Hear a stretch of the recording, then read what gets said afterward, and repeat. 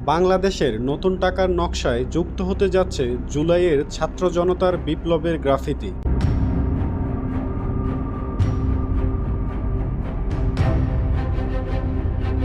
তবে আপাতত ২০, ১০০, ৫০ ও ১,০০০ টাকার নোটের নকশার পরিবর্তনের সিদ্ধান্ত নিয়েছে সরকার। ইতিমধ্যে সরকারের পক্ষ থেকে বাংলাদেশ ব্যাংকে চূড়ান্ত অনুমোদন দেওয়া হয়েছে এবং এসব নতুন নোট ছাপানোর কার্যক্রম শুরু করে দিয়েছে টাকশাল। সবকিছু ঠিক থাকলে আগামী ৬ মাসের মধ্যে বাজারে আসবে নতুন এসব নোট। জানা গেছে নতুন নোটে থাকবে না শেখ মুজিবুর রহমানের ছবি। এর পরিবর্তে যুক্ত হবে ধর্মীয় স্থাপনা, বাঙালির ঐতিহ্যসহ জুলাইয়ের বিপ্লবের গ্রাফিতি। কেন্দ্রীয় ব্যাংক ও অর্থ মন্ত্রণালয়ের কর্মকর্তারা জানান, প্রাথমিকভাবে ৪টি নোটের নকশা পরিবর্তন করা হচ্ছে। পরবর্তী সময়ে ধাপে ধাপে বাংলাদেশের সকল ব্যাংক নোটের নকশা পরিবর্তন করা হবে। তবে বলে রাখা ভালো, সরকার পরিবর্তনের পর থেকে বেশিরভাগ